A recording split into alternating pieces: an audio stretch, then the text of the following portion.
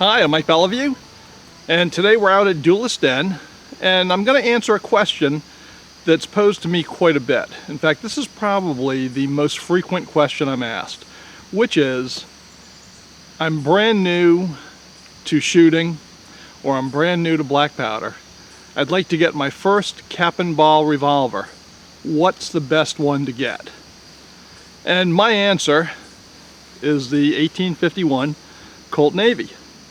And we'll discuss why I think this is the best beginner's gun, and we'll see what it can do out at the range.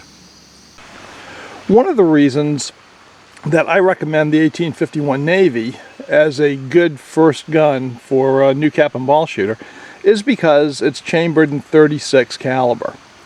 And that's a very mild shooting caliber, but it's still big enough to have some fun with.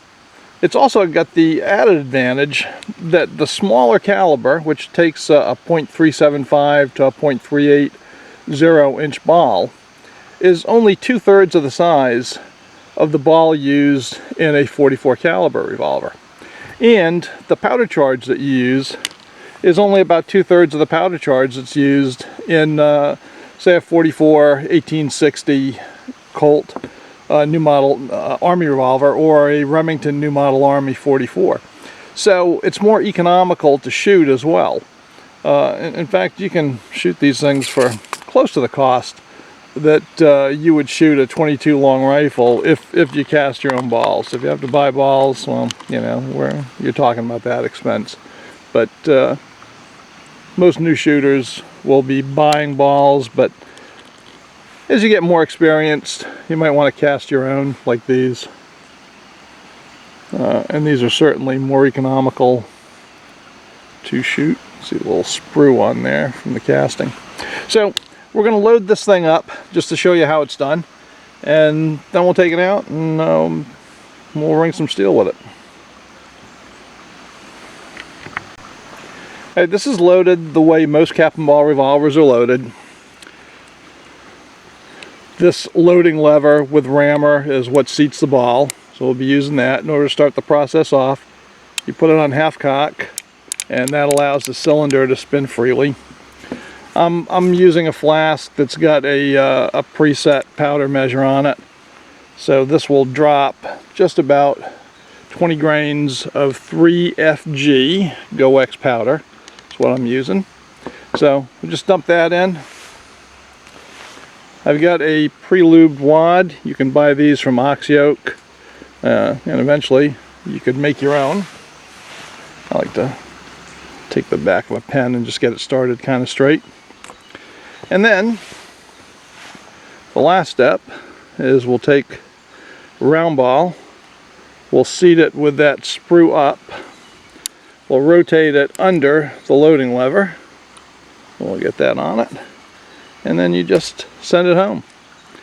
And I'm going to load 5 because I like to put the hammer on an empty chamber, but if you can see right there, there's a little safety pin. So the way this works is you can drop that hammer on the safety pin and it lowers the hammer between chambers, and then you can safely load all 6 and carry it capped. But I'm going to do 5 because I've been shooting cowboy action shooting for years and loading cartridge revolvers. 5 is just a matter of habit for me, and there's nothing safer than having it on an empty, completely empty chamber. So I'm going to load the rest of them up and then we'll cap it. Well, after we've got our chambers loaded, the next step is to cap it. I use Remington number 10 percussion caps. I find they fit about the best on most of these Italian guns. That's what they look like. They come in tins of 100. And I like to use this Ted Cash snail capper for capping my 6 gun. So you can see a cap right there in the end, and the way this works out is pretty simple. I'm just going to get a nipple with a loaded chamber exposed. I'm going to slide that cap right on, pull it off, get the next one out.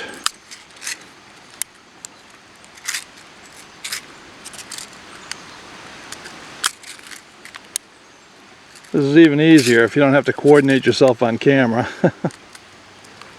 which is actually the hardest part of this whole operation. And last one, because we only loaded 5. Okay, now the last step is I like to take a dowel and I am going to fully seat those caps. Okay.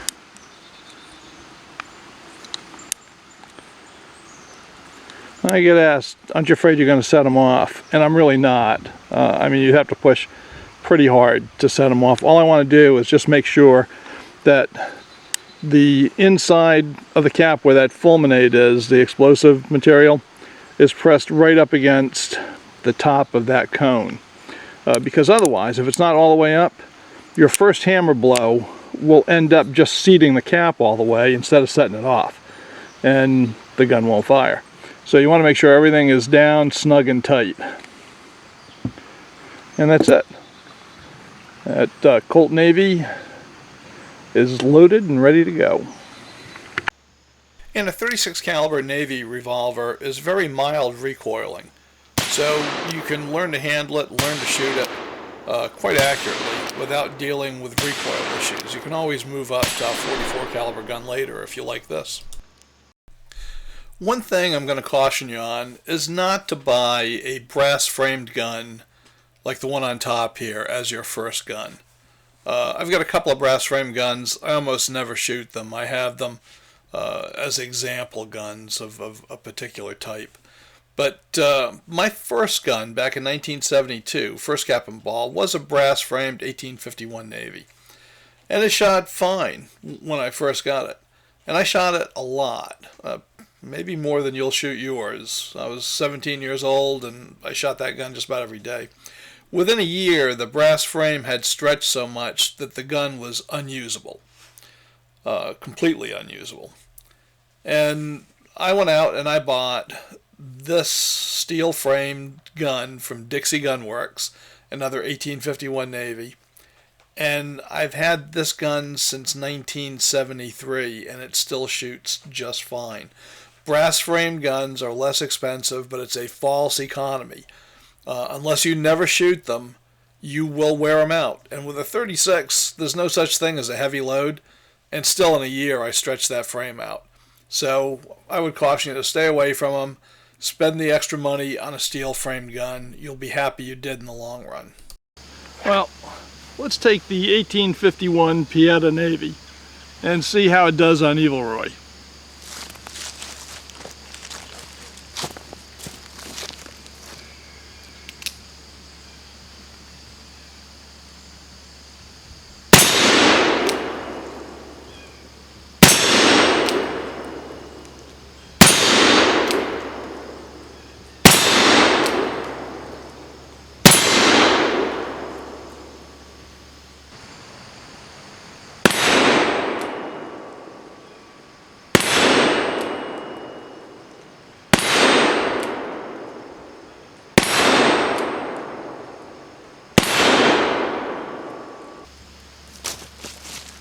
Not bad.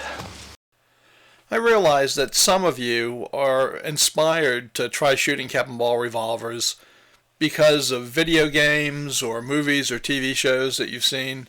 And I think that's fine. I mean, whatever gets you interested in burning powder, I am all for it.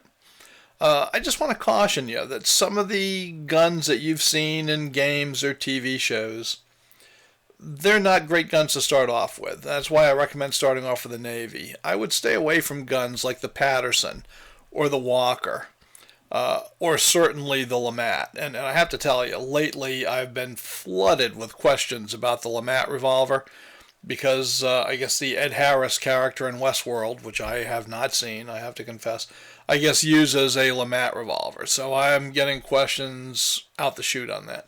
And I've got to tell you, as cool as these guns are, and they're all cool, and the LeMat's really a pretty neat gun, they are not good first guns at all, because they all have quirks that make them difficult to shoot in one way or another. And therefore, I would recommend that this not be your first gun, that you start off with a Navy replica, And then you can move up to a Patterson or a Lamat. And you'll know what you're doing. And then you'll still have a gun that's fun to shoot that you can go back to. Well, let's see if the 1851 Navy can take out a few 2-liter water bottles.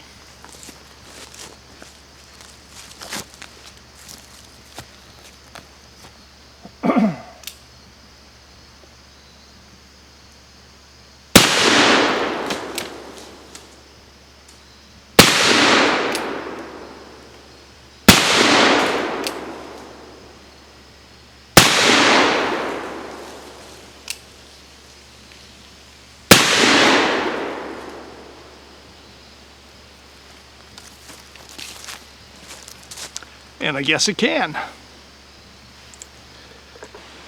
Well, let's give a 1-liter bottle a try and see if the Navy can take those out.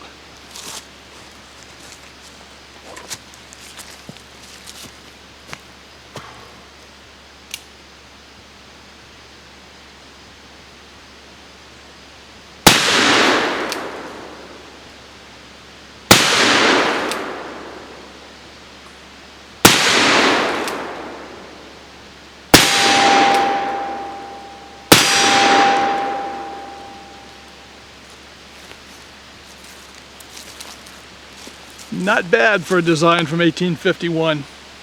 You know, people ask me why I prefer the Colt replicas over Remington replicas. And one of the reasons is something that you just saw.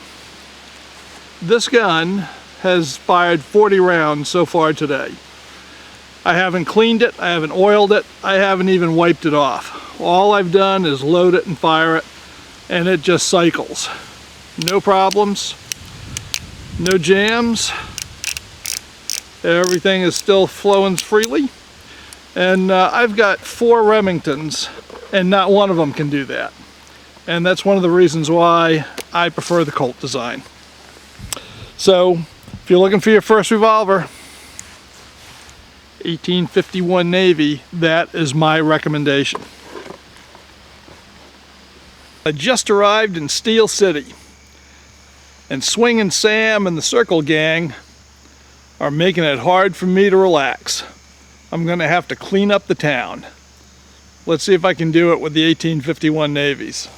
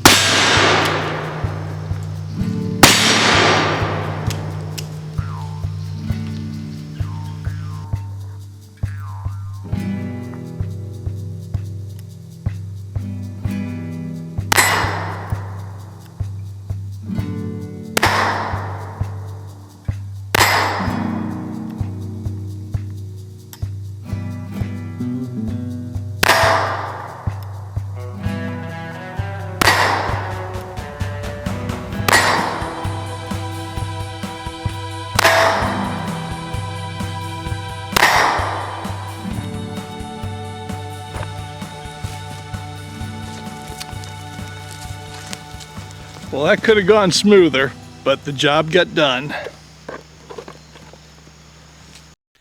We'll finish up with the bad guy's view of the 1851 Navy revolver.